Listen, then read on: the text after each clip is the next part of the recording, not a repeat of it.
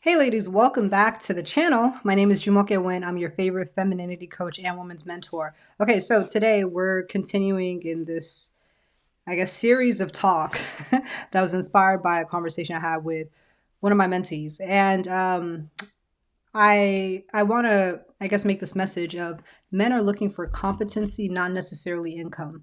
So she had a question and it came up again too, which I'll probably maybe talk about it in the next video, or I'll leave it into this one. But I guess she was concerned about going back to school now because she's single. And if she goes back to school and then she gets married, is her husband going to want her to finish school? Like, how is the degree going to look to him? And the issue is not degrees. I don't want you ladies to misunderstand hypergamy and think that that means keeping yourself small. That means you can't do anything, right? Yeah, you just can't do anything. At the end of the day, a degree does not turn off men. It doesn't turn off high quality men. Where women get themselves in trouble, it's what comes with the degree, not necessarily the degree or the income or the success itself. Women use their income and their degrees as a shield against men. It's like a weapon against men, right? So I got this degree. I'm so successful. I'm better than you. I have a PhD. I'm so much smarter than you. I'm making more money than you. Because women, it's just backwards. Women sit here and they think that their income is where they are on the dating market. It's not, right? I hear too many women say that I want a man who is making twice as much as I am or is making as much as I am or more. And I get it, for your hypergamy, it makes sense because you want someone who is doing just as good or even better than you. You don't want to be with a man who is making less than you. That's understandable. However, it's kind of skewed to have that expectation because your income doesn't mean anything to men. Because your income and your degree and your career, you did that for you. Most women, they don't get degrees or start making money because they're going to take that money and they want to compliment a man, or they're taking their career and like, oh, now some women do, like I know someone who go to school maybe for education or culinary or business, right? Because they already have in their mind that they're going to be hypergamous and they want to use those transferable skills in the home. But most women are not thinking that way. They don't even think about marriage until like the last minute. So this idea of I have this income or I have this degree, it puts me at the top of women, not to men. I always give the same analogy all the time. You bragging about how much you make in your career, it's like a man who's short, has long hair, and has a big butt and is broke. Talking about oh, I need a woman who's just as fine or finer than me. Like, would he be considered high value to women on the dating market? No. Again, he's short, got a big butt. Now, him having a big butt, he probably went to the gym and probably put a lot of effort and intentionality into getting his butt that big. He probably takes care of his hair really well to get it that long to his butt. That's great, but is that what women are looking for? They're like, I love that for you, that you got your butt that big, right? I love that you did that. I love that you have long hair. How does that benefit me? Most women would think, how does you having a big butt as a man, how does that benefit me? It doesn't. So when it comes to income, we need to take this out. Like, women focus so much on their degrees and their careers because that's their only level of success. And they don't understand how men think. So they think that, okay, I have all this money, I should be at the top of the pecking order. No, right? Your income does not match your level on the dating market. It doesn't mean anything. With that being said, though, I don't want you to think that, especially high quality men, they don't like a woman who has an education. I talked about increasing your pedigree in the past and about social climbing or whatnot.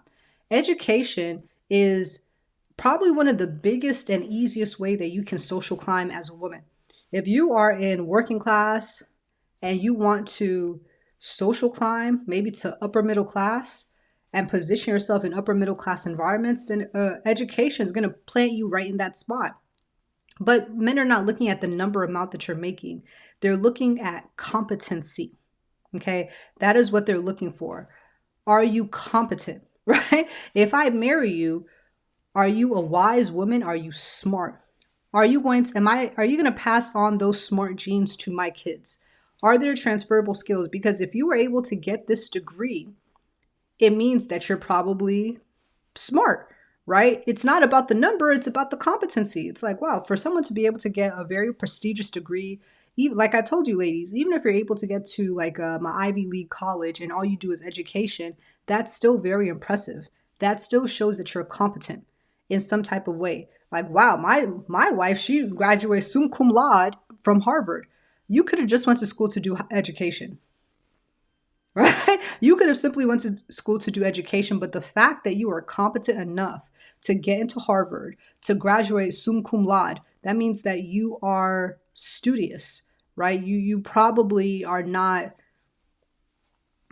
I don't want to use any derogatory words, but you're not, lack of intelligence, right? So I just wanted to make that known real quickly that men, and I guess I'll weave this into this to the next part, but like this idea of looking too independent while single, because some women they might be concerned, oh, I have a degree, I have a career, I have my own place, I have a car. Is that going to turn off high value men? No, because high value men are not looking for that. They're looking for your femininity. They're looking for, do you complement their life? They're looking for your competency. So if you have all those degrees, it shows that you are a responsible adult.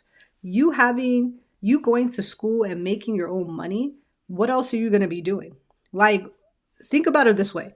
If someone who's a high value man probably went to school, maybe they went to Ivy League or they started businesses and they're thriving in their career, would they want to be with a woman who is homeless on the street? She can't even take care of herself, or with a woman who she went to school, she has an income, she has her own place, you know what I'm saying? But, like who would you want to pick? Like all things being equal, most men, let me not say most men because I'm not a man, but like a lot of men will pick the one who has her own place simply because she's showing a level of competency.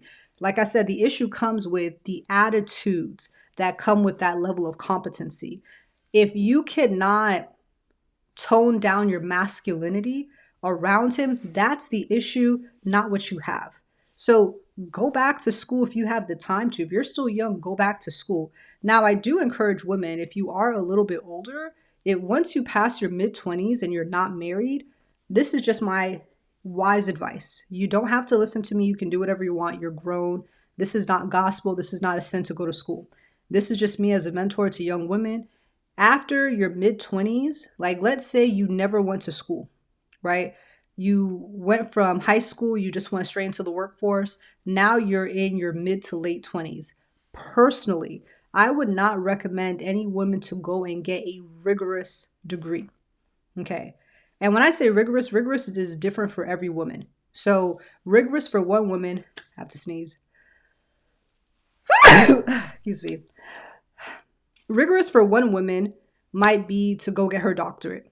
Rigorous for another woman might be to just go get a bachelor of science in something, right? Like it just really depends on your own capacity.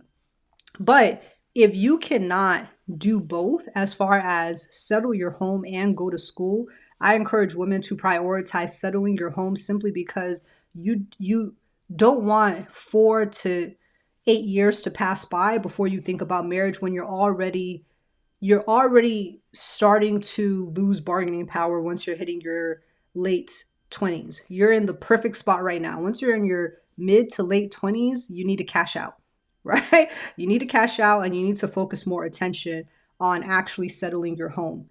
Because if you cannot do that and do homework and go to school full time and work full time, I would say that you should probably just work full time, put school on hold, get married, and then go back to school whenever you and your husband agree. I say go back to school after your kids are a little bit more grown, just because, again, university is not running anywhere. And then the last thing I would say about the whole degrees thing is just, again, what comes with that. If a lot of debt comes with that, then that is a liability to men, right? So if you go to school and you cannot pay for it and you're taking out a lot of loans, someone has to pay for that eventually.